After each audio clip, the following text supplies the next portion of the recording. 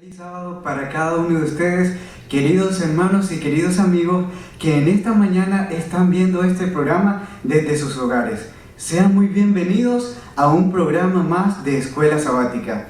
Nos sentimos muy contentos y agradecidos con Dios, ya que a pesar de la situación muy difícil por la cual estamos pasando en estos momentos, nuestra iglesia se ha mantenido unida. Que el Dios de esperanza os llene de todo gozo y de toda paz, para que abundéis en esperanza por el poder del Espíritu Santo. Que el Señor les bendiga.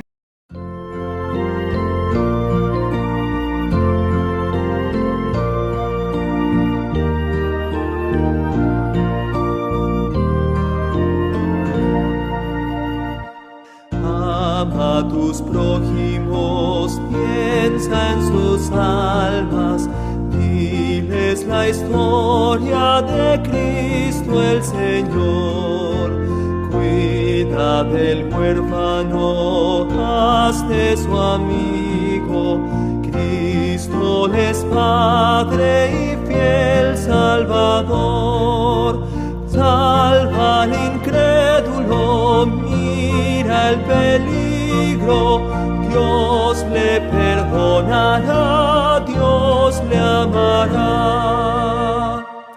Aunque le digan no, Dios los espera y con amor les ofrece salud.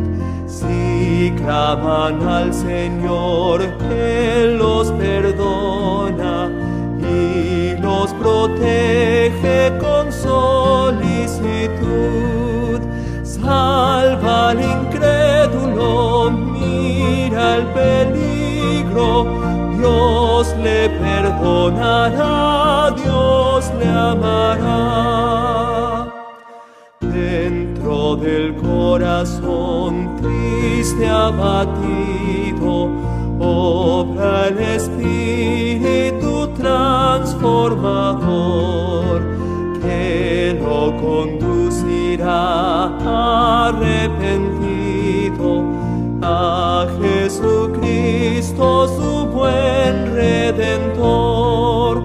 Salva al incrédulo, mira el peligro. Dios le perdonará, Dios le amará. Salva a tus prójimos, Cristo te ayuda. Fuerza de Dios será tuya en verdad. Él te bendecirá en tus esfuerzos. Con Él disfrutarás la eternidad. Salva al incrédulo, mira el peligro. Dios le perdonará, Dios le amará.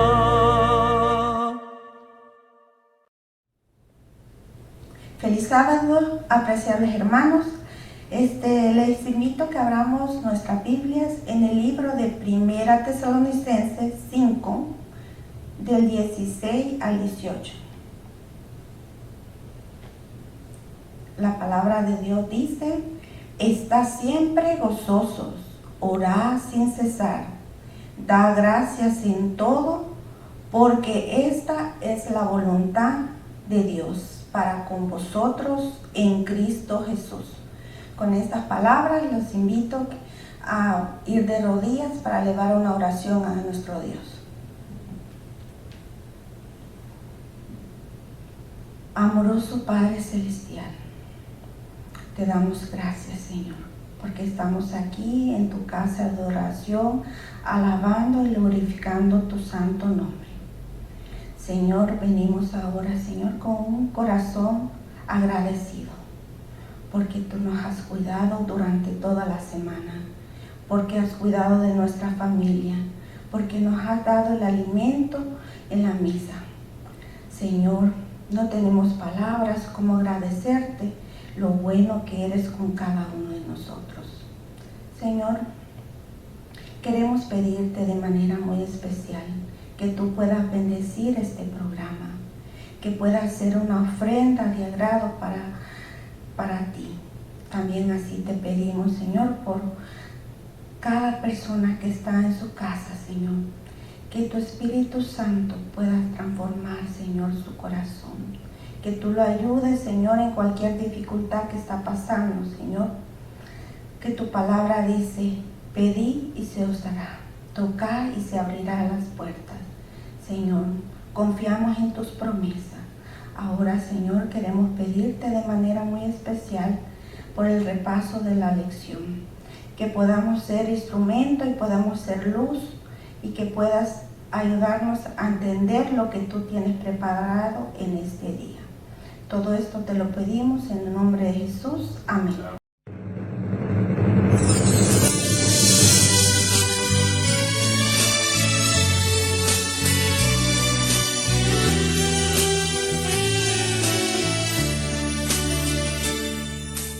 Gracias te doy por darme esperanza, que muy pronto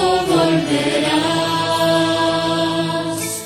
Gracias te doy por tu sacrificio, que me dio la salvación. Jesús, te ama Jesús, en la cruz lo demostró. Jesús hoy te invita, dale tu corazón. Gracias te doy por darte alabanza y feliz poder cantar. Gracias te doy por vida eterna, que en breve de gozar. Jesús, te ama Jesús, en la cruz lo demostró. Jesús hoy te invita, dale tu corazón. Jesús, te ama Jesús, en la cruz lo demostró. Jesús hoy te invita, dale tu corazón.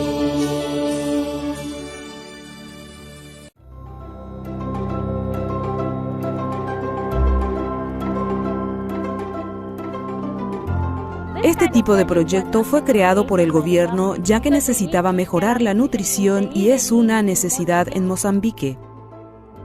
Actualmente la tasa de desnutrición crónica es altísima, sobrepasa el 40% y afecta a todo el país. Incluso hay lugares donde es mayor. También en Maputo descubrieron que es más del 30%, lo que también incluye distritos de Boane. Por eso sentimos que es importante que los estudiantes también reciban una porción de alimento, porque podrían no estar recibiendo suficiente. Al principio, ADRA Internacional financiaba los alimentos de nuestra escuela. Otra parte de la donación llegaba a través de Acción contra el Hambre.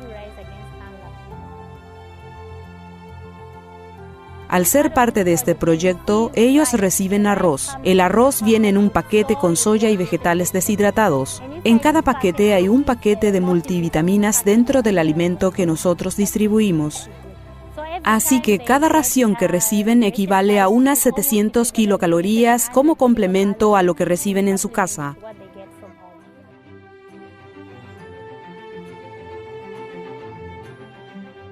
Al comenzar este proyecto hicimos una antropometría para medir el peso y la altura de los estudiantes y lo analizamos. Descubrimos que el 50% de los estudiantes estaban por debajo del peso normal. Eso fue hace un año. Tenemos que seguir pesando a los estudiantes. Tenemos un grupo de control mensual para medir resultados concretos y ver si se producen cambios.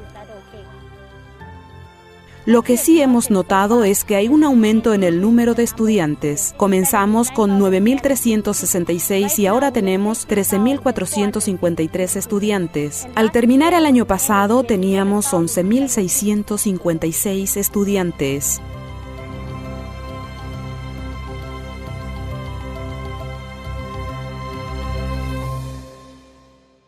Influyen en nuestra interpretación de la palabra de Dios. Pues ese es el tema de esta semana. Veamos primero el tema de la tradición. ¿Qué es la tradición? El diccionario define tradición de la siguiente manera. Tradición es la transmisión de noticias, literatura popular, doctrinas, ritos, usos y costumbres que se mantienen de generación en generación.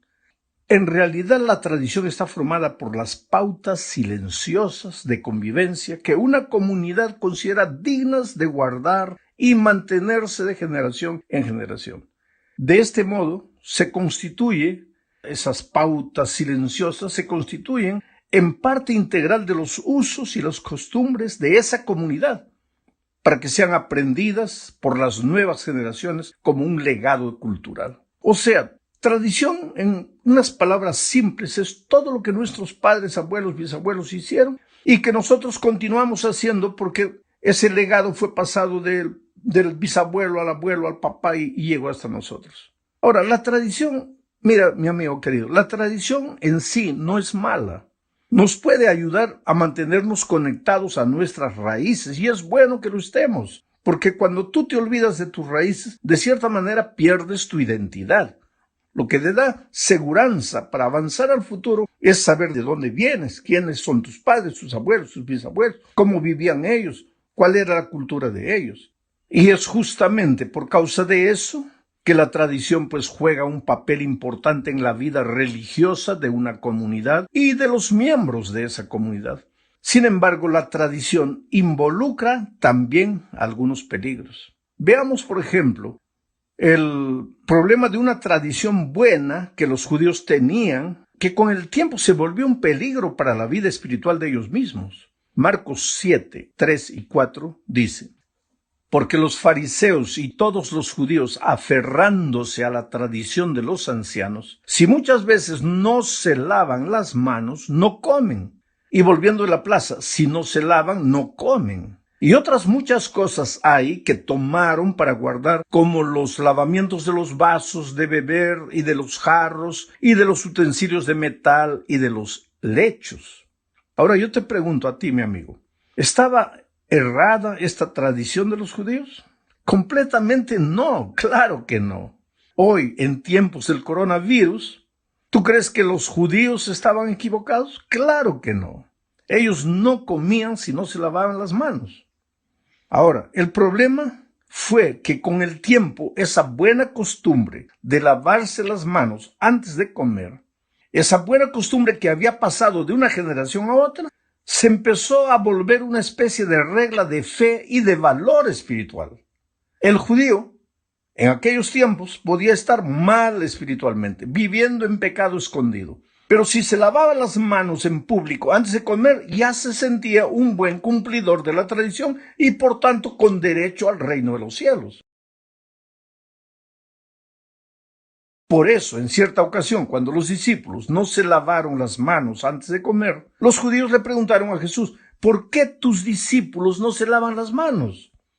Y entonces Jesús respondió lo que está en Marcos 7, 6 y 7.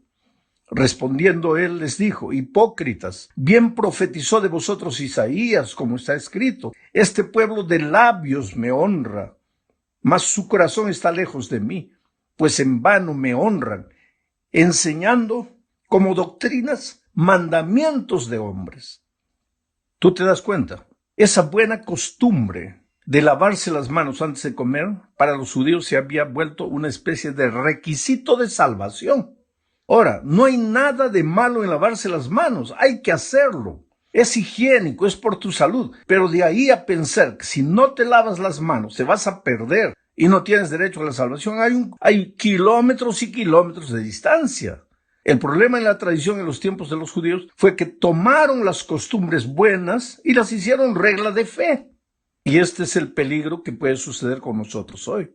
Ahora, lo más triste de todo es que la tradición tiende a aumentar con el tiempo, va acumulando cada vez más detalles a los aspectos que originalmente formaban una costumbre original. De generación en generación van aumentando detalles y entonces van deformando la buena tradición. Estas tradiciones humanas en los tiempos de Cristo, aunque eran promovidas por los ancianos respetados, es decir, por los líderes religiosos de la comunidad judía, no eran ni podían ser iguales a los mandamientos de Dios. Pero esas tradiciones humanas de los judíos, a la larga, llegaron a un punto en el que, como dijo Jesús, invalidaron la palabra de Dios. Ahora viene una pregunta interesante. ¿Cómo distinguimos nosotros entre la palabra de Dios y la tradición humana? ¿Por qué es tan importante que hagamos esta distinción? Bueno, la tradición generalmente es la suma de buenas costumbres del pasado que nuestros abuelos, bisabuelos hicieron, practicaron, que fueron pasando de una generación para otra. Involucraban amor, cariño por nuestras raíces. Pero esas costumbres no están basadas en la palabra de Dios, sino en las costumbres de los antepasados. Nuestra fidelidad, querido, no tiene que estar limitada a lo que hicieron nuestros abuelos y bisabuelos. Necesitamos ser leales al Dios vivo que ha revelado su palabra o su voluntad en la palabra escrita. Por lo tanto, la Biblia ejerce una autoridad que reemplaza a todas las tradiciones humanas. La Biblia está por encima y por sobre todas las tradiciones, incluso por encima de las tradiciones buenas. Hay que buscar, ¿tiene esta tradición origen en la palabra de Dios? ¿En qué parte de la palabra de Dios está basada esta buena costumbre que nuestros antepasados hacían? Te voy a hacer un ejemplo. Un día yo llegué a una iglesia, había un púlpito gigantesco, ¿sabe? Para mí gigantesco, ¿no? Un púlpito donde desde ese púlpito un hombre de 1,90 m, 2 metros podría predicar tranquilamente, porque el púlpito a él le daría un poquito arriba del ombligo. Pero a mí me cubría ese púlpito porque yo tengo solamente 1,63 m. Entonces, ¿qué pasa? Yo pedí por favor que retirasen ese púlpito y colocasen otro. Y los hermanos ancianos de la iglesia, con todo cariño, con todo respeto, me dijeron: pastor, no podemos mover ese púlpito porque los pastores pioneros predicaban desde ese púlpito.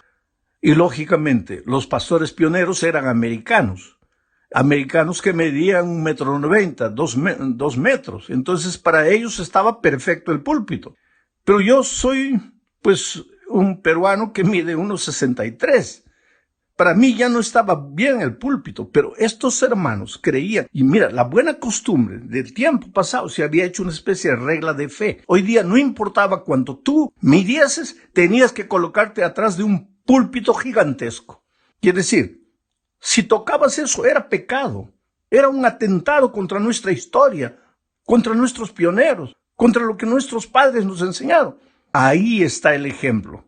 Ahora, ¿en qué parte de la Biblia dice que el púlpito debe ser de un determinado tamaño? Entonces, una buena costumbre para un tiempo se comenzó a hacer regla de fe para ese tiempo sin tener base en la palabra de Dios. Ese es el asunto que tenemos que tener en cuenta.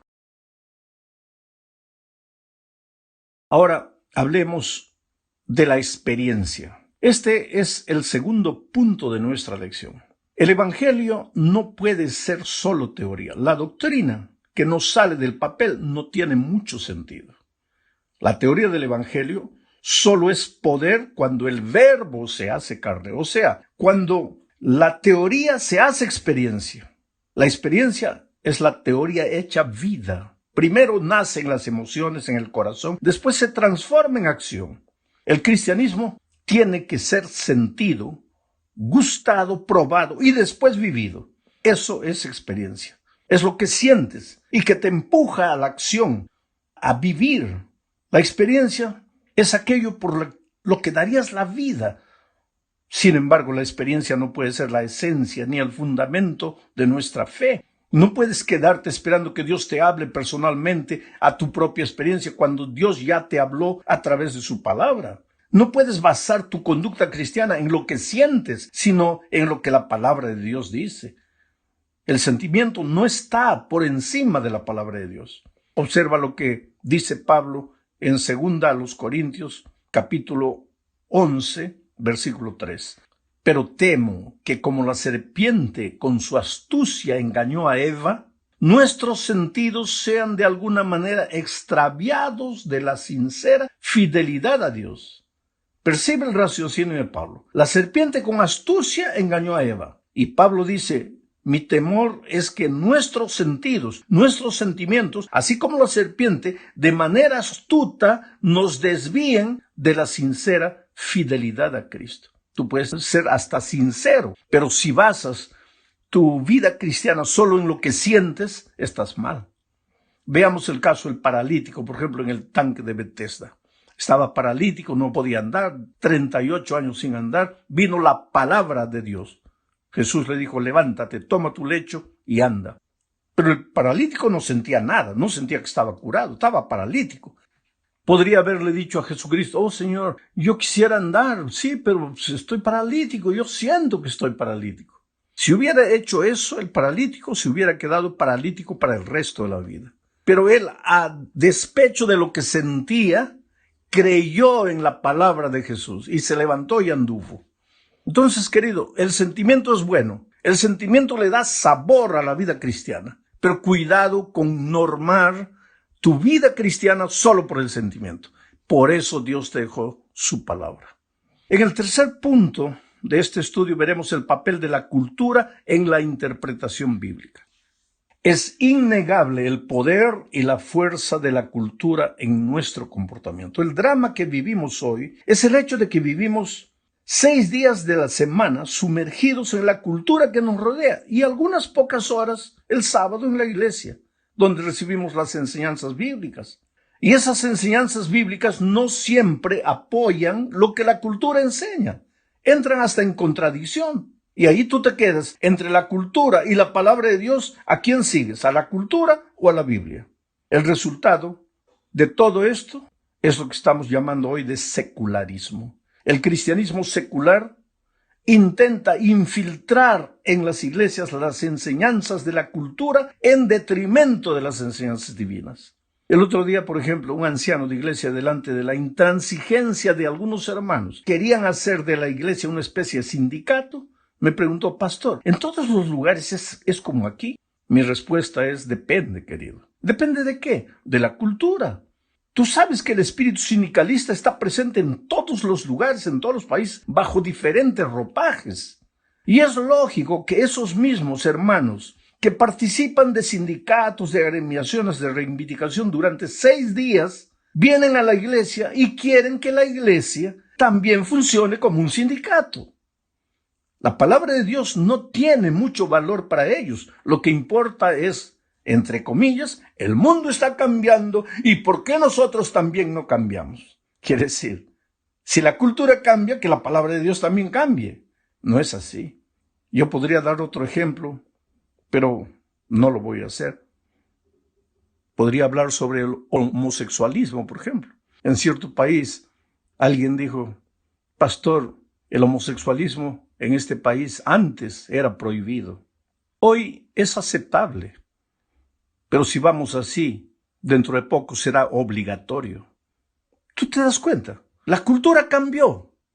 Entonces nosotros también tenemos que cambiar. No, pues querido, la palabra de Dios es palabra de Dios eterna. Sus valores no cambian. ¿Cuál es el consejo de Cristo? Mira lo que Él dijo en su oración intercesora, Juan 17, 14 al 16.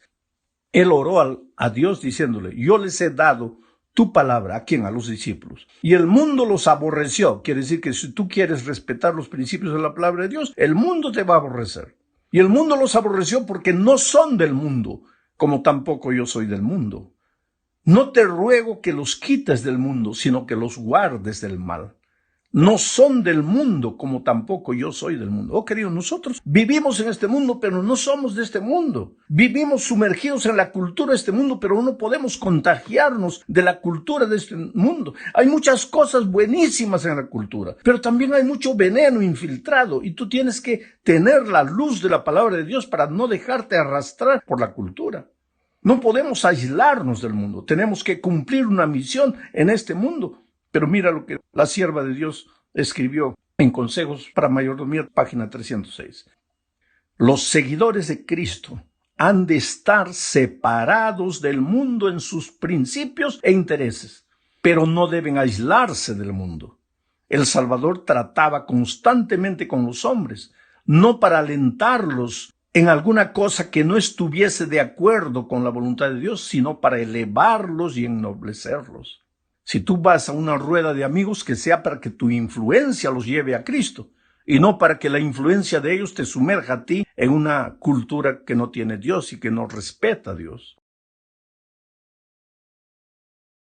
Vamos al cuarto punto, se nos está yendo el tiempo. El papel de la razón y la interpretación bíblica. Leamos 2 a los Corintios, capítulo 10, versículo 5. Derribando argumentos y toda altivez que se levanta contra el conocimiento de Dios, y llevando cautivo todo pensamiento a la obediencia a Cristo. Pablo aquí enfatiza la razón, el pensamiento. Dios nos ha dado la capacidad de pensar, querido, nos ha dado la capacidad de razonar. Cada actividad humana, cada argumento teológico supone nuestra capacidad de pensar y sacar conclusiones. Nosotros no respaldamos como iglesia una fe irracional. Sin embargo, a partir de la Revolución Francesa, la humanidad cambió. La razón humana asumió un papel nuevo y dominante en la humanidad. En la Francia del siglo XVIII, un grupo extremista propuso abolir el culto a Dios y sustituirlo por el culto a la razón. Se llegó a celebrar un culto a la razón en la Catedral de Notre Dame, en París, en la cual una hermosa actriz desempeñó el papel de la diosa razón. La historia nos cuenta también que Francia desató una guerra terrible con el fin de destruir al pueblo de Dios y a su palabra. En 1793, la Asamblea Revolucionaria promulgó una ley prohibiendo la lectura de la Biblia y se dio la orden de que se llevaran a la plaza pública todos los ejemplares de la Biblia, la palabra de Dios, para quemarlos como evidencia de que el gobierno no reconocía las Escrituras. Y eso está registrado en el Diario Oficial de noviembre de 1793, siglo XVII. Creo que anteriormente dijo 18, fue un error mío. Allí, en ese diario, se publicó lo siguiente, lo voy a leer a la palabra. La Sociedad Popular de la sección del museo da a conocer que los ciudadanos de esta sección, está hablando de París, han dado buena cuenta de todos los libros de la superstición y la mentira. El Antiguo y el Nuevo Testamento han expiado en una gran hoguera las insensateces que indujeron a cometer a la especie humana. Mira el atrevimiento. La razón contra la palabra de Dios. Observa que por un lado, como vimos en el punto anterior, hay gente que basa su experiencia espiritual en el sentimiento. Pero ahora vamos a ver que en el siglo XVII comenzó otra historia. Ahora, basar la fe en la razón. Es decir, basar lo que crees en la razón. Gente que basa su experiencia espiritual únicamente en la razón. Esta manera de ver las cosas, llamada racionalismo, es la idea de que la verdad no es sensorial, sino intelectual, y deriva de la razón. En otras palabras, existen ciertas verdades y solo nuestra razón puede captarlas. Esto hace que la razón humana sea la prueba y el criterio para la verdad. La razón se convirtió en la nueva autoridad ante la cual todo lo demás debe inclinarse, incluyendo la autoridad de la Iglesia y, lo que es más grave, la autoridad de la palabra de Dios. En el siglo pasado hubo un teólogo llamado Rudolf Bultmann. Él falleció en 1976. Él fue autor de la famosa teoría denominada la desmitologización de la Biblia. ¿Qué quiere decir eso? Él decía, si vamos a evangelizar en esta cultura del raciocinio a las personas, tenemos que sacar de la Biblia todo lo que va contra la razón, todo lo que parece mito, todo lo que parece historia para niños, los milagros, que Moisés abrió el mar rojo, que Jesús anduvo por encima del agua. No, hay que sacar eso, porque con eso, ¿cómo vamos a evangelizar a gente que es culta, que es intelectual, que raciocina? Y mira que este era un teólogo. Ahora, queridos, si nosotros le sacamos a la Biblia todo lo que no entra en la razón, pues no te va a quedar nada. Porque la Biblia no es un libro solo para raciocinar. Es un libro para creer, para tener fe, para ejercitar la fe. No la fe en los hombres, no la fe en conceptos humanos, sino la fe en un Dios todopoderoso que nunca falla. Llegamos al fin de este estudio hablando de la autoridad de la Biblia. La Biblia es un libro absoluto porque es la palabra de un Dios absoluto. Ahora, esto ya viene contra la cultura relativista en la que vivimos, porque hoy día dice, no, la verdad es relativa, cada uno tiene su verdad. Pero la palabra de Dios dice, no, Dios es absoluto, su palabra es absoluta y cada uno no tiene su verdad, solo existe una verdad. Jesucristo dijo, yo soy el camino, la verdad y la vida. Entonces nuestra fe tiene que estar documentada únicamente en la palabra de Dios. Podemos sacar buenas cosas de la razón, de la experiencia, buenas cosas de la tradición, pero nada sustituye a lo que la palabra de Dios dice y que está escrito. En estos tiempos, más que nunca, la razón no ayuda, el sentimiento no ayuda. En estos tiempos hay que tener la seguridad de que Dios está en el control de nuestra vida, Dios está en el control de este mundo y que todo lo que estamos viendo pasará y que estamos caminando hacia nuestro verdadero hogar celestial, porque eso sucederá cuando Cristo venga. Que Dios te bendiga ricamente.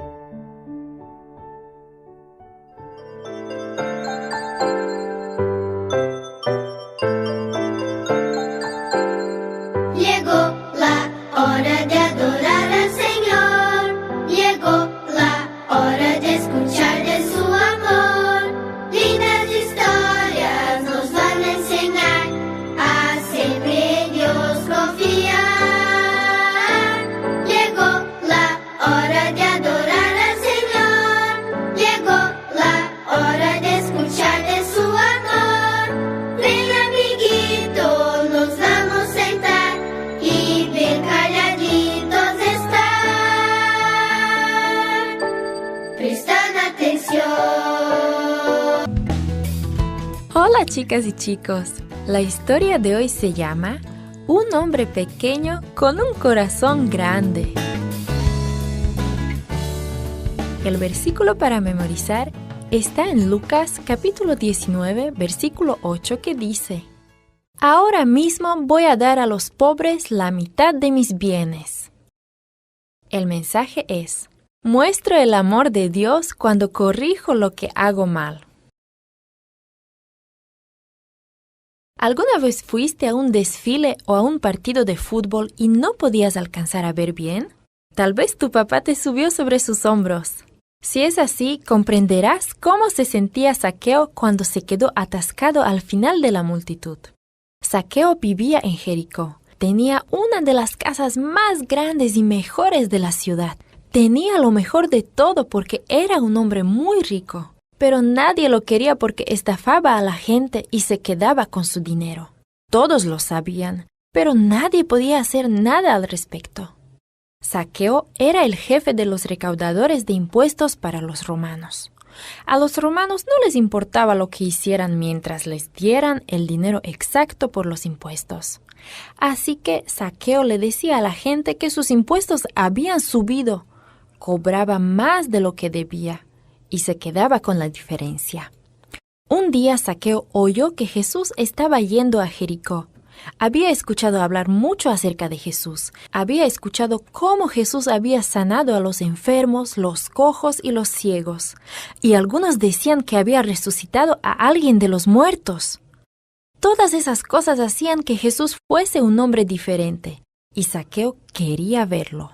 También había rumores de que Jesús comía con los publicanos y los recaudadores de impuestos, que había ido a la casa de un cobrador de impuestos llamado Leví Mateo y que su amistad con el maestro lo había hecho uno de sus seguidores más cercanos. La gente no dejaba de hablar de Jesús y Zaqueo se preguntaba: ¿tendrá Jesús algo para decirme a mí? Todos lo decían. Jesús verdaderamente estaba llegando a Jericó. Entonces Zaqueo, decidido a verlo, cerró su oficina y salió a la calle. La calle estaba llena de gente. Era inútil. La gente se amontonaba más y más. Zaqueo trataba de saltar para ver por sobre sus cabezas, pero no había caso. Era demasiado bajo y nadie le permitiría abrirse camino. pero él estaba decidido, no se daría por vencido, tenía que ver a Jesús. Zaqueo miró hacia ambos lados de la calle, vio un árbol grande y añejo. ¿Podría treparse a él? Los hombres adultos no se trepaban a los árboles, pero no había otra manera de poder verlo. Así que se subió. Se sentó en una rama gruesa y se puso a mirar hacia la calle que estaba abajo. Jesús estaba yendo en esa dirección. Cuando Jesús llegó hasta el árbol, se detuvo y levantó la vista. Vio a Zaqueo y sonrió. Toda la multitud también se detuvo. Miraron hacia arriba y vieron a Zaqueo. Zaqueo, desciende, hoy voy a ir a tu casa, dijo Jesús para que todos pudiesen escuchar. Zaqueo casi no podía creer lo que le estaba sucediendo. ¿Jesús iba a ir a su casa? Nunca nadie había ido a su casa. Se bajó del árbol, deslizándose rápidamente y tomó la delantera. El gentío se hizo a un lado, pero la gente comenzó a hablar entre dientes. ¿Cómo es que Jesús puede ser el huésped de un pecador?, se preguntaban en voz alta. Zaqueo se irguió y dijo: Señor, daré la mitad de todo lo que tengo a los pobres, y si estafé a alguien, le devolveré 4 veces tanto. Jesús miró a Zaqueo, luego contempló a la multitud que refunfuñaba y lo criticaba. Jesús afirmó: Hoy ha venido la salvación a esta casa. Esta es la razón de la venida del Hijo del Hombre, buscar y salvar a los perdidos. Zaqueo cambió cuando conoció a Jesús. Confesó las cosas que había hecho mal y trató de corregirlas. Trataba mejor a los demás. Les demostró que amar a Jesús lo ayudó a entender las cosas. Eso también te ayudará a ti.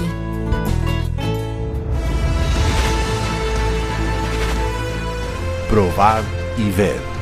Historia de hoy. De minero a chef. Oyún es una región situada a 4.000 metros de altura, en las montañas de Perú. Este es Máximo, empleado de una minera de carbón que está a punto de tomar una decisión importante en su vida. Mira, buenas tardes. Ingeniero, quería conversar con usted. Yo quiero ser adventista del 7º día, ingeniero. Me he decidido servir a Dios con toda mi familia y quiero, la verdad, que ya no laborar el día sábado. Quisiera que usted me dé los días libres día sábado. Mire, mi estimado, la empresa necesita personal con disposición a tiempo completo durante todos los días de la semana. Ahora, si usted quiere ser adventista, quiere ir a su iglesia, puede hacerlo. No necesitamos, usted está despedido, se puede retirar. Con mucha tristeza en el corazón, Máximo bajó la montaña sabiendo que a partir de ese día ya no tendría trabajo. ¿Cómo podría mantener a su familia?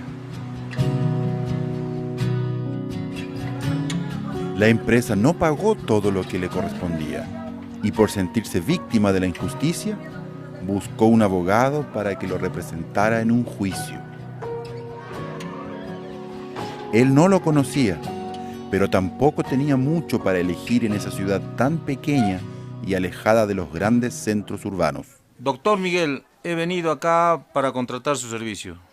Señor Máximo, he revisado sus expedientes y he encontrado que tiene derecho contra la nación de recibir sus beneficios por los años laborados. Entonces, señor Máximo, entramos en una acción judicial ahora mismo. ¿Qué te parece? Sí. Conforme a lo acordado, tienes que pagar por mis servicios el monto de $2,000. ¿Tienes el dinero? Sí. Máximo no consultó a Dios para tomar aquella decisión, creyendo que estaba haciendo lo correcto. Él lo hizo a su manera. Aquel abogado le hizo un fraude. No entregó los papeles en la justicia y se mudó a Lima, llevándose todo el dinero de Máximo. Muy triste y sin saber qué hacer, Máximo caminó hasta una ladera de la montaña y le suplicó a Dios por misericordia. Su familia estaba sufriendo. La hija más grande lo veía sin trabajo y algunas veces fue dura con él. Papá, ¿hasta cuándo te vas a quedar sin trabajo? Tú estás echado en el sillón, mirando la televisión. ¿Con qué crees que voy a pagar mis estudios? ¿De qué crees que vamos a vivir? Tú tienes que hacer alguna cosa, papá. No te puedes quedar así. Al menos aprende a cocinar, para que vayas a la calle a venderles a la gente y así poder al menos tener una mejor vida. Máximo, nuestra hija tiene mucha razón porque estás sin trabajo mucho tiempo ya. Nuestra hija Ruth nos ha dado buena idea. Yo te voy a apoyarte. Durante toda la vida, Máximo había sido minero. ¿Cómo podría atender a su hija y aprender a cocinar de un día para otro?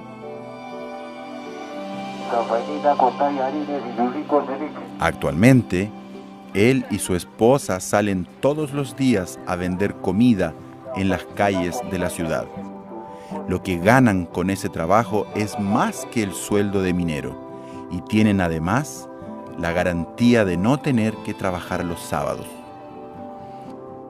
La historia de Máximo tal vez se parezca un poco a su historia. En la simplicidad de su testimonio aprendemos dos lecciones. Delante de una situación súbita de desempleo o de recomienzo en su vida, busque a Dios en primer lugar, humíllese delante de Él y a partir de allí busque un trabajo que esté a su alcance y capacítese para realizarlo. Probad y ved. Ahora quiero invitarte para que juntos podamos adorar a nuestro Dios a través de nuestros diezmos y ofrendas. Que el Señor te bendiga.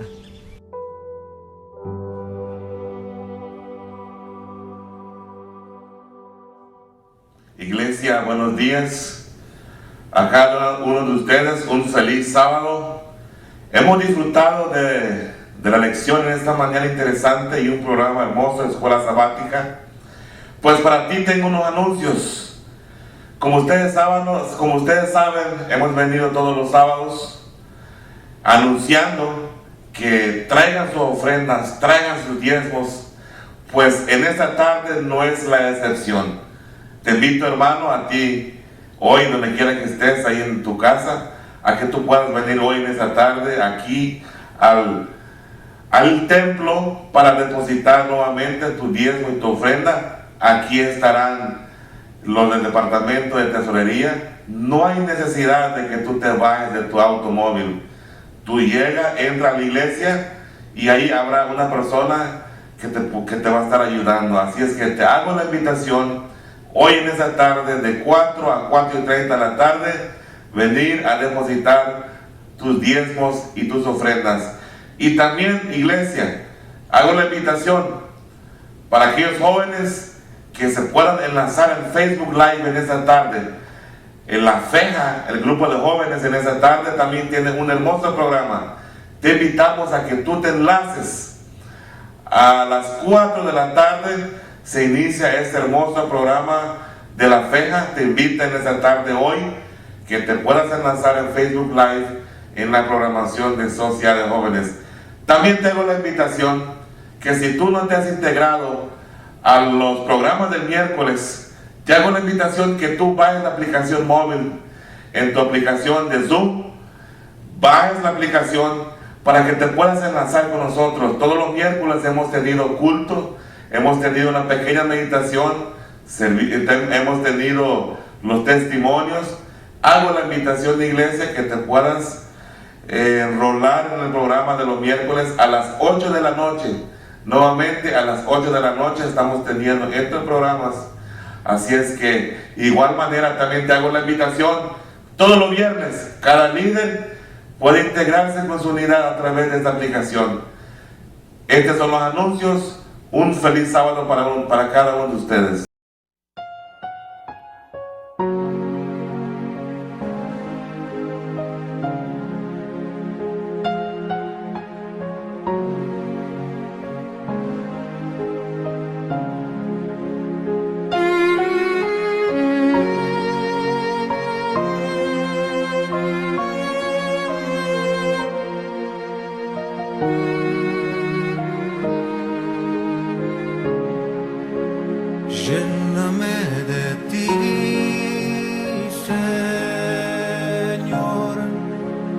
lléname de tu amor, pon tu Santo Espíritu en mí. Santo, Santo, Santo eres tú. Lléname de ti, Señor, lléname de tu amor, pon tu Santo Espíritu en mí. Santo, Santo, Santo eres tú. Purifícame, Señor, lávame en tu sangre hoy, límpiame de mi maldad, quiero hacer tu voluntad.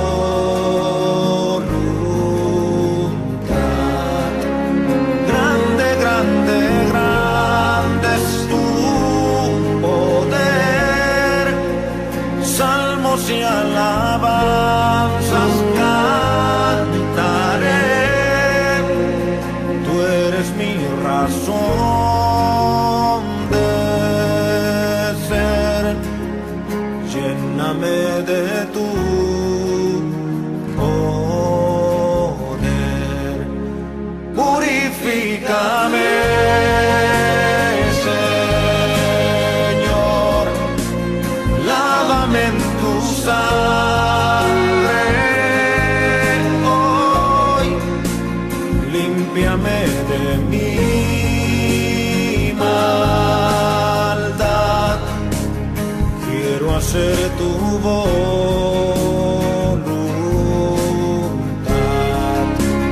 Grande, grande, grande es tu poder, salmos y alabanzas cantaré,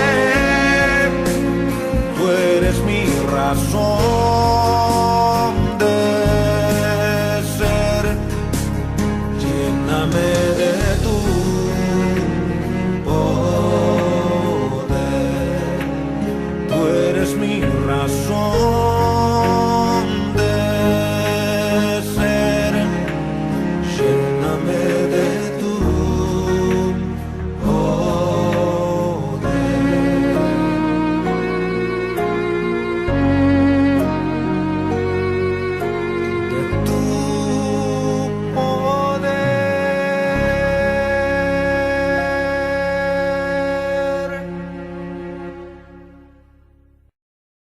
Familia, miremos lo siguiente.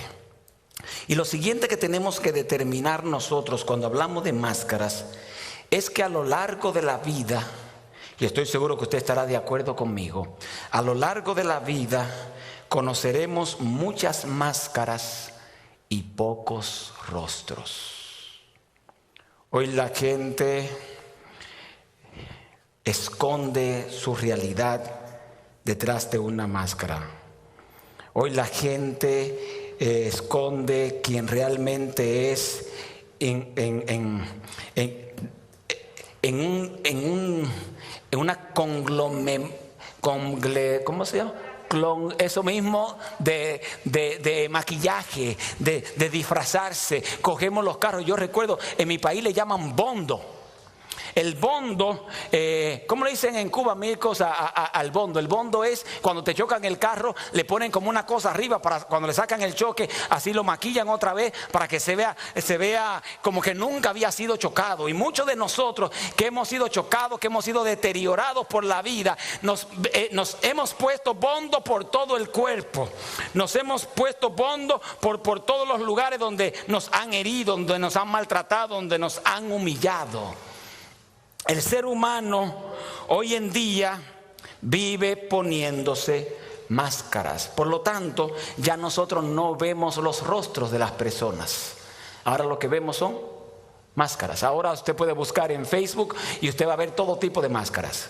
Gente que se pone la máscara N95, que es la que están recomendando más, que no pasa la respiración hacia el otro. Otros se ponen aquí como un cristal en el frente, que parecen ahora una vitrina de un supermercado. Otros se ponen una máscara más sencillita. Pero ahora todo el mundo se pone una máscara. Y la realidad es esta: usted va a encontrar otros que no tienen máscara y como no lo dejaron entrar al supermercado, entonces ahora se quitan el t-shirt y se lo ponen de máscara. O sea, la gente ha hecho 1001 inventos para demostrar que tiene puesto una máscara. El problema de esto es el siguiente: que detrás de cada máscara siempre hay una persona herida. Detrás de cada máscara puede haber una persona contagiada. Detrás de cada máscara usted se va a dar cuenta que la persona, ahora solamente la máscara le muestra los ojos y la parte de arriba del rostro, pero ya usted no ve si está sonriendo, usted no ve si está preocupado, usted no ve si está angustiado, usted no ve si está molesto, porque mucha gente oculta sus emociones detrás de una máscara. Por lo tanto, no te pongas máscara. Este es mi concepto, esta es mi opinión, esta es mi conclusión. No te pongas máscaras para agradar a las personas.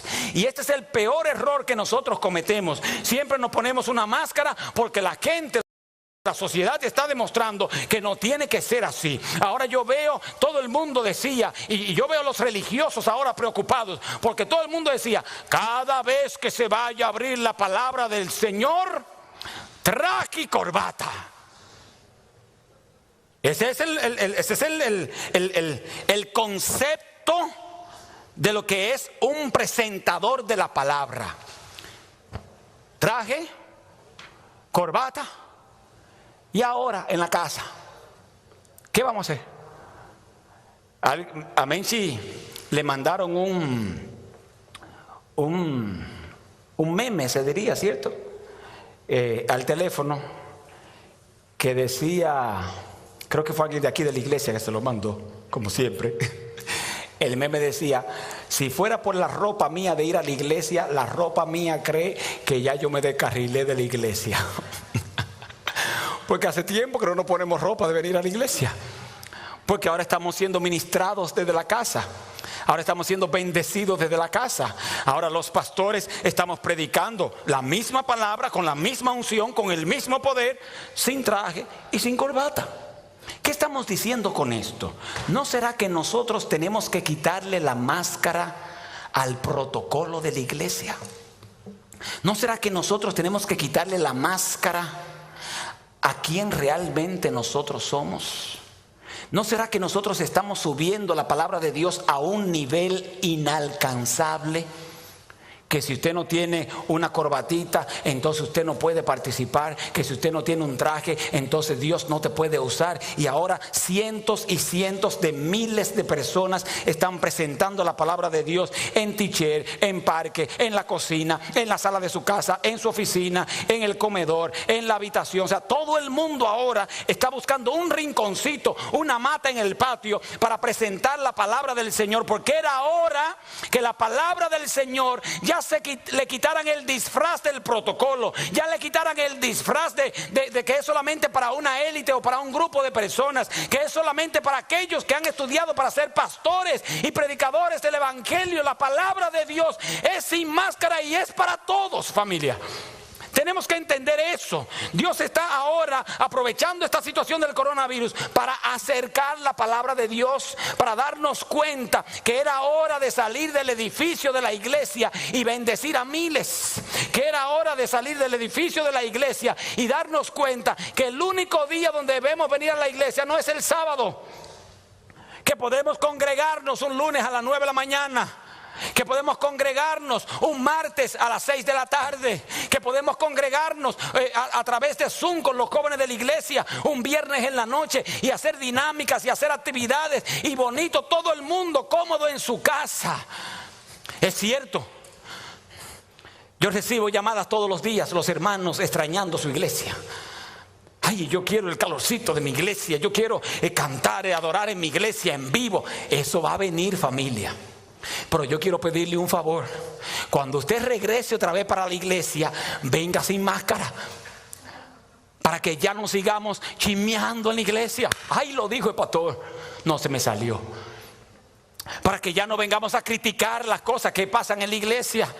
Para que no vengamos solamente a cuestionar si algo sale bien o algo sale mal. Venga sin máscara, porque ahora nos estamos dando cuenta. Yo le doy tantas gracias a Dios lo importante que es reunirnos en la iglesia. Ahora que nos estamos dando cuenta lo importante que es estar congregados todos juntos y buscar la armonía en el nombre de Jesucristo. Ahora que tengo 34 días que no vengo a la iglesia. Wow. ¿Se da cuenta? Que a veces lo que nosotros más criticamos llegará un momento que será lo que nosotros más extrañamos. Si usted se pone máscara para agradar a la gente,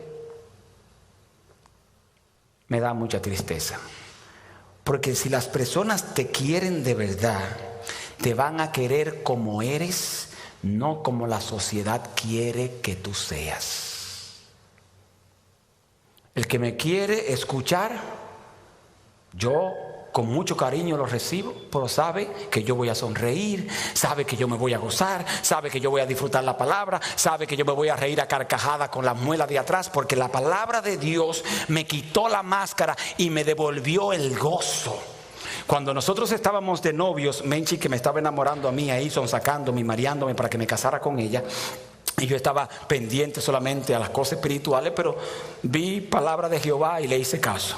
Y entonces nos invitaron, siempre lo hacen en toda la universidad, nos invitaron a un seminario para estudiantes de teología de último año con sus novias que iban a ser sus futuras esposas.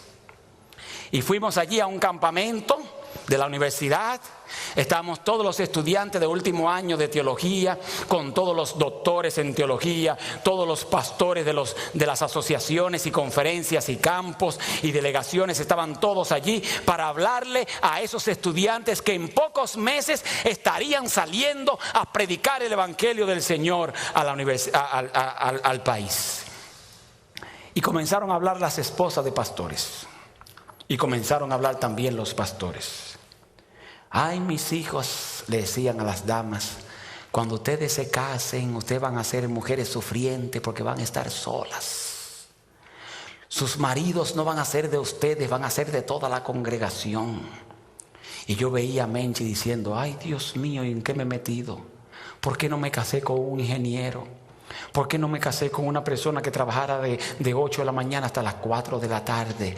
Y allí estaba ella, y yo veía sus ojos, porque yo le había demostrado a Menchi, le había dicho a Menchi, Menchi, no te preocupes por ser esposa del pastor, preocúpate por ser esposa de Arnaldo. Que cuando tú seas esposa de Arnaldo, entonces lo del pastor es como el Happy Meal que viene con la papa y el refresco ya incluido. No te preocupes que mi corazón también va a ser para ti. Eso le había dicho yo a ella en cartas románticas que le mandaba, y ahora le están diciendo, ustedes van a ser mujeres sufrientes, esposa de pastores mártires. Van a vivir solas, van a vivir tristes, van a tomar medicamentos para la depresión. Todas. Oye, terminamos de allí. Y Menchi me dice, bueno, voy a disfrutar lo que me resta de noviazgo, porque después que nos casemos ya tú no serás mío. Y le prometí a Menchi que yo no iba a ser el pastor solamente de la iglesia, que yo iba a ser el pastor de ella. ¿Sabe por qué?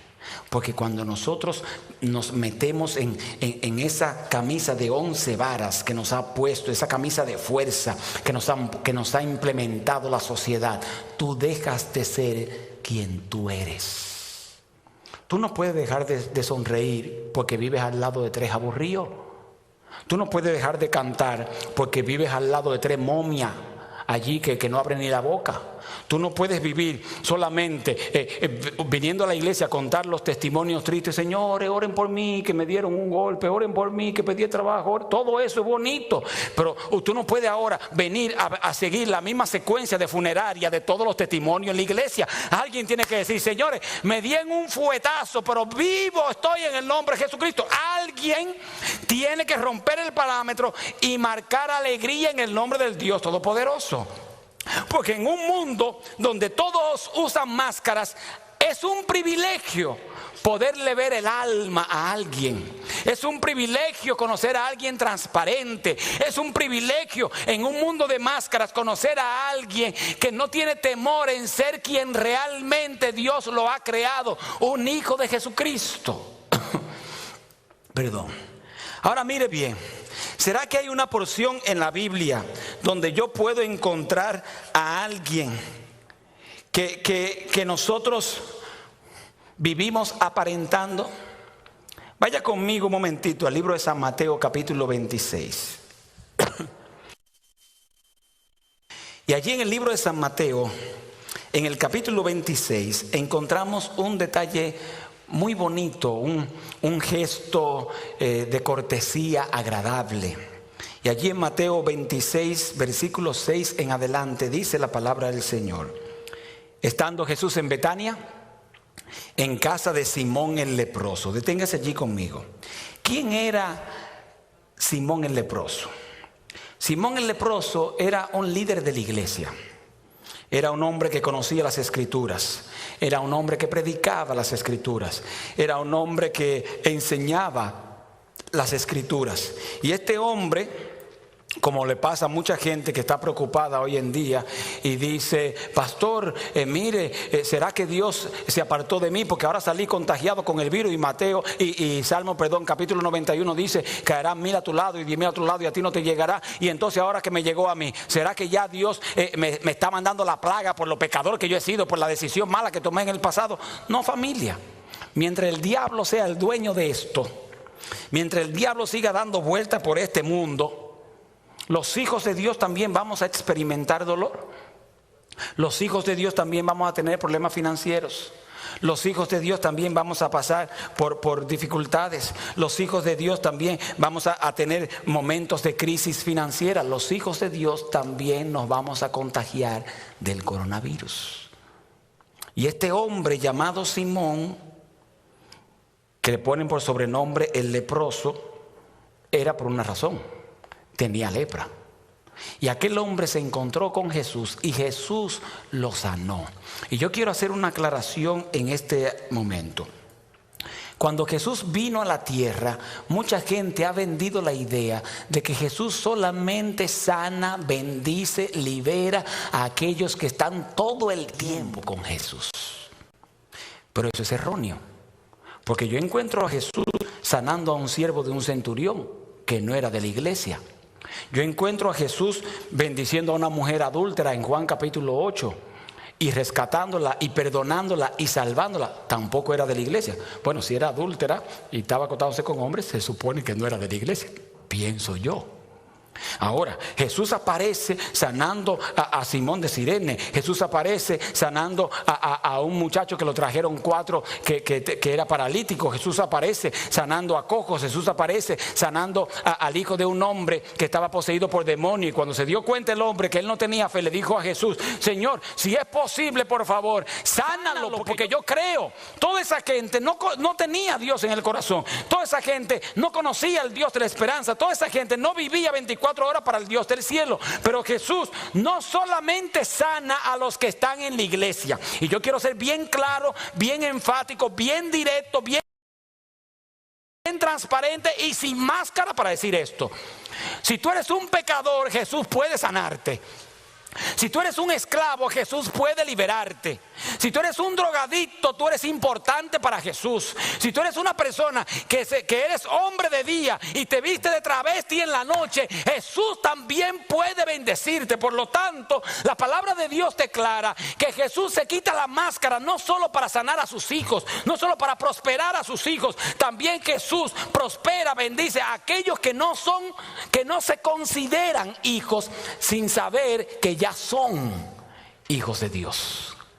¿Será que estoy hablando por una persona atea que lo menos que le interesa es Dios, pero buscando un videíto allí se encuentra ahora con la transmisión?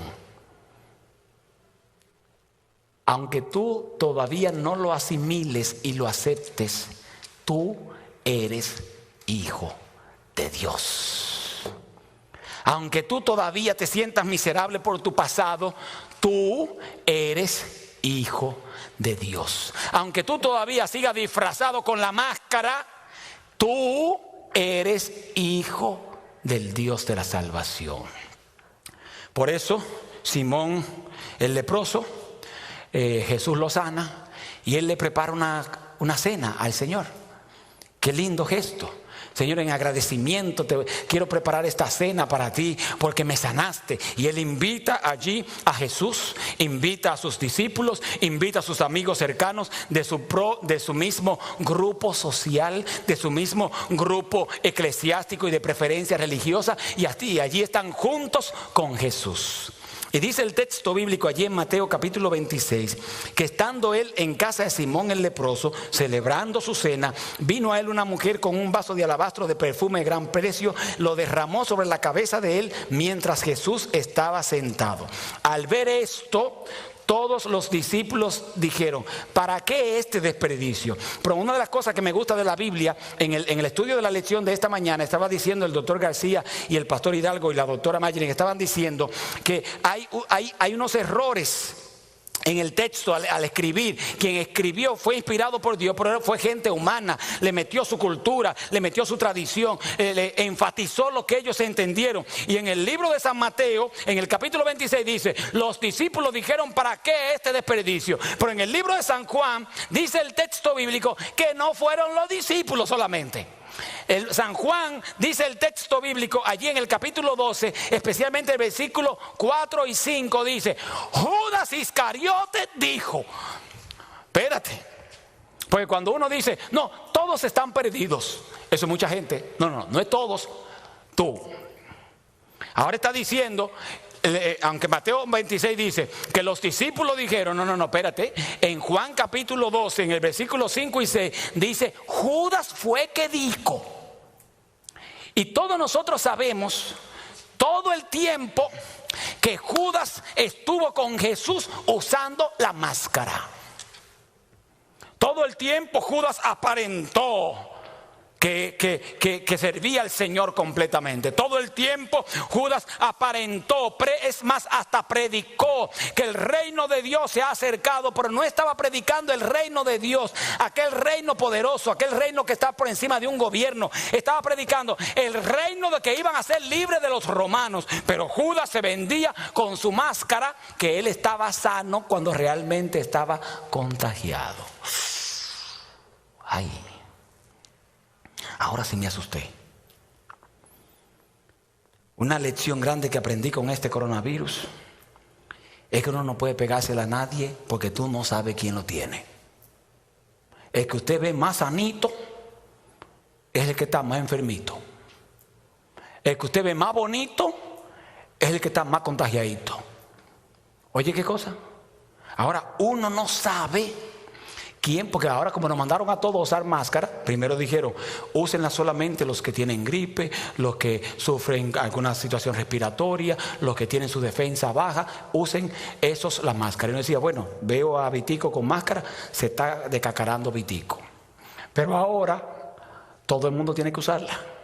Eso significa que ahora yo no sé quién la tiene o quién el que tiene la máscara y el que no la tiene. Para nosotros todos están enfermos. Y Juan le quita el disfraz, le quita la máscara y dice, no fuimos nosotros los discípulos, no, fue Judas. Y dice versículo 5 que Judas Iscariote, que le había de entregar, dijo, ¿por qué no fue este perfume vendido por 300 denarios y dado a los pobres? Y mire lo que hace el Espíritu de Dios cuando inspira a Juan a escribir el cuarto evangelio. Dice el versículo 6, pero él dijo esto, hablando de Judas,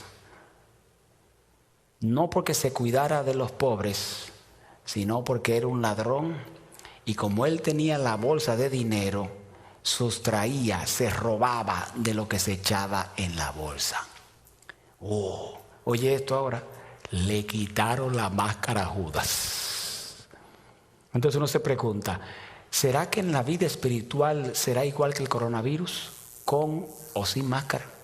¿Será que en la vida espiritual será igual como la situación de salud pública que estamos enfrentando ahora, con o sin máscaras? ¿Será que nosotros ahora Vamos a vivir nuestra vida familiar aparentando que estamos sanos cuando realmente estamos enfermos. Y dice el texto bíblico que Judas dijo, bueno, no, vamos a darle esto a los pobres. Mira, hipócrita, sinvergüenza. No solamente era hipócrita, no solamente era pecador, no solamente era sinvergüenza, dice el texto, y era ladrón. Y yo no sé si ustedes saben un poquito sobre leyes.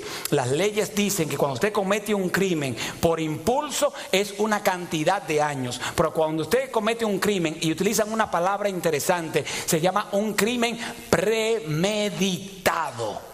Un crimen premeditado es prácticamente la pena capital según ese estado, el lugar o el país donde usted viva, que le ponen la sentencia. Porque cuando usted hace algo, lo planifica. Cuando usted viene y comienza allí a preparar su computadora y apaga las luces y le pone seguro a la puerta del cuarto de la oficina para que nadie entre, para usted entrar a www.sinvergüenza.com, para usted irse al patio supuestamente a coger aire porque está cansado de estar trancado, y es para llamar al otro, para llamar a la otra. Ese crimen premeditado es un crimen con máscara. Y Dios dice ahora, ¿qué vas a hacer? ¿Con o sin? ¿Con máscara o sin máscara? ¿No crees que es hora ya de quitarte la máscara? ¿No crees que es hora ya de ahora ser transparente? Y dice el texto bíblico que no solamente Judas tenía la máscara. Y nosotros somos buenos en eso. Decimos, sí, porque ese Judas era un sinvergüenza. Siempre hay un Judas en un grupito. Siempre hay un Judas en una iglesia. Siempre hay un Judas. Yo aprendí una frase en un país que queda a 80 millas de aquí. No voy a mencionar su nombre. Y la frase dice que donde hay 3 organizando un complot, uno es el Judas. Imagínense donde hay 3 y donde hay 500. Saque cuenta. Pero mire lo interesante, nosotros decimos, bueno, Judas, eso es Judas, que siempre demostró, dio señales de que era malo. Ahora mire lo que dice el texto.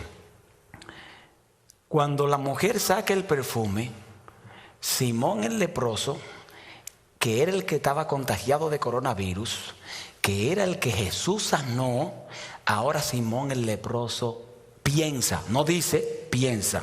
Porque la gente que utiliza máscara normalmente todo lo organiza aquí en la azotea y no todo sale por la boca.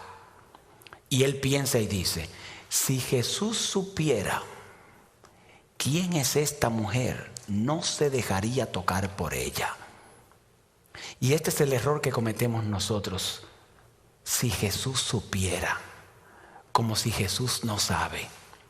Como si Jesús no sabe lo que hay más allá de tu máscara.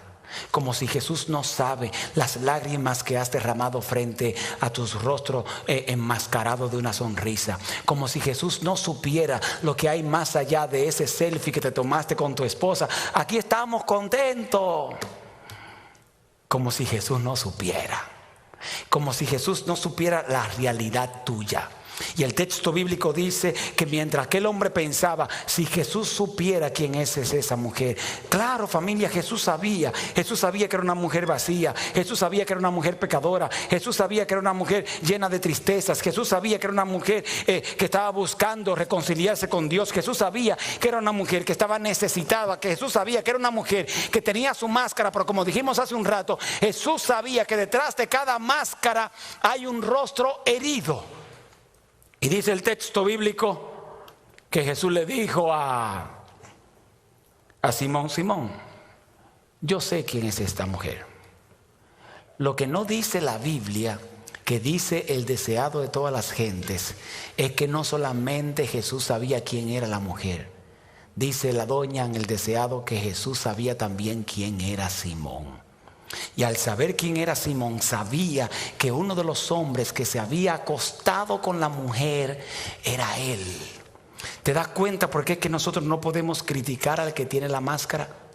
Porque nosotros en algún momento también nos las hemos puesto. ¿Te das cuenta que nosotros no podemos criticar a aquellos que han fallado en su fe? Porque nosotros en algún momento o hemos fallado o posiblemente podemos fallar.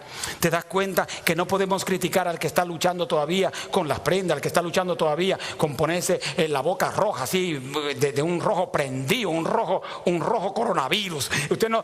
No podemos juzgar a aquella persona que todavía está luchando con el alcohol, aquella persona que todavía está luchando con dejar el trabajo en sábado, pero tiene tantas dudas de cómo va a sostener su familia. No podemos nosotros criticar a esa gente, porque nosotros también nos hemos puesto máscaras. Y escúcheme esto, no solamente nos las hemos puesto, muchos de nosotros que todavía tenemos años en la iglesia, seguimos con la máscara puesta.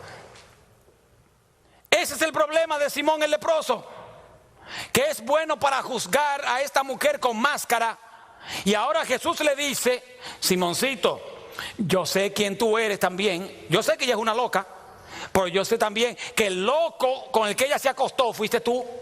Eso está diciendo el texto. Ahora mira lo que hace Jesús. Y esta es la parte que me encanta para ir cerrando en esta mañana. Mira lo que hace Jesús. Jesús no le da importancia a lo que dice el leproso. Jesús tampoco le da importancia a la acción que está haciendo, al perfume que se está desperdiciando. Un perfume de un año, un perfume que había que trabajar un año entero. Imagínense, una persona promedio aquí en Estados Unidos está ganando al año entre 23,000 a 25,000 dólares. Y dice que esta mujer trabajó un año para venir y botar, decía Judas. ¿Por qué está botando ese perfume cuando podemos venderlo? Ella no está botando el perfume, ella se está quitando la máscara. Y le está diciendo a Jesús: este perfume lo compré acostándome con hombres. Este perfume lo conseguí pecando, pero ahora traigo mi pecado perfumado con alabastro. Y lo derramó ante Jesús. Por eso, amada familia, lo que estamos diciéndote en esta hora: no importa el perfume que tú tengas, no importa el perfume que tú traigas, no importa cómo ha estado, cuánto tiempo llevas con la máscara puesta. A Jesús no le interesa ni Simón, no le interesa ni Judas, no le interesa ni el perfume. A Jesús le interesas tú. Y mire, ojalá que usted en esta cuarentena lea la Biblia más detenidamente y no por rutina o por costumbre. ¿Sabe por qué? Porque allí en el libro de San Mateo, en el capítulo 26, en el texto bíblico, Jesús nos dice: cuando la gente lea la Biblia, va a leer el desperdicio del perfume este que se ha botado. Jesús tampoco dice: cuando la gente lea la Biblia, va a ver lo sinvergüenza que era el Judas. Jesús nos dice: cuando la gente lea la Biblia, va a saber la máscara que tenía puesta Simón el leproso. No dice eso. Mira lo que dice Jesús, y esta es la parte extraordinaria de esta historia. Dice San Mateo capítulo 26, el versículo 13: de cierto os digo que donde quiera que se predique este evangelio, allá en la iglesia de los peregrinos, con una transmisión para la gente de México, que está llegando hasta Nicaragua, que está bendiciendo este evangelio a la gente en Paraguay, que está llevando esperanza a la gente que está en Argentina, en Chile, en El Salvador, en Honduras, en Guatemala, en Colombia, en Puerto Rico, en República Dominicana. Donde quiera que se predique este evangelio, en Cuba, en las Islas Canarias, en Canadá, donde quiera que se predique este evangelio, en España, en Inglaterra, en Rusia, donde quiera que se predique este evangelio, allí en Japón, donde quiera que se predique este evangelio, en todo el mundo, también se va a contar lo que hizo esta mujer. ¿Qué fue lo que ella hizo? ¿Acostarse con hombre para traer un perfume? No. Lo que ella hizo fue que se quitó la máscara. Le dijo a Jesús: esta soy yo. Esta es la mujer que yo quiero ser en lo adelante. Ya no quiero estar disfrazada, ya no quiero seguir aparentando, ya no quiero seguir escondiendo mi debilidad detrás de un traje, detrás de una corbata, detrás de un aleluya, de un Dios te bendiga, de un feliz sábado, de un el Señor está contigo, de qué bueno verte nuevamente. Esta soy yo. Y Jesús le dijo, este soy yo. Cuando se menciona el nombre mío, un nombre que trae sanidad, un nombre que trae esperanza, un nombre que trae reconciliación, un nombre que trae perdón, un nombre que trae salvación, se va a mencionar también el nombre tuyo. ¿Sabe por qué? Porque decidiste quitarte la máscara. Familia, yo quiero orar ahora. Yo quiero orar por 382 personas. Y quiero ser bien claro, esto no es un asunto, ahora en cuarentena no es un asunto para estar aparentando. Esto es un asunto real. Yo quiero orar por 382 personas que quieren decirle a Dios, me voy a quitar la máscara. No voy a seguir aparentando que estoy bien. No voy a seguir aparentando que mi matrimonio está bien. No voy a seguir aparentando, comprando carteras caras para darle a creer a la gente que estoy estable económicamente, cuando dentro de la cartera no tengo nada. Solamente afuera cartera cara, adentro biles, facturas y recibos para pagar. Quítate la máscara. No te vas a contagiar. Quítate la máscara. Porque cuando tienes a Jesús, el virus que el diablo quiere pegarte de dolor, a ti no te va a llegar. Quítate la máscara y dile a Jesús, este es mi matrimonio. Estamos juntos solamente por la cuarentena, pero queremos volver a ser familia después de esta cuarentena. Queremos volver a ser adventistas reales después de esta cuarentena. Queremos regresar a la iglesia y abrazar, no por costumbre, sino porque me sale del corazón, a mi hermano de la iglesia. Quítate la máscara. Dios bendiga cada corazón que está escribiendo allí ahora. Bendito sea Dios. Me quito la máscara, dicen, me voy a quitar la máscara. Necesito tu perdón, Señor, me voy a quitar la máscara. Gloria a Dios. Esta es la hora de que te quedes con Jesús. Me quedan 52 segundos para orar.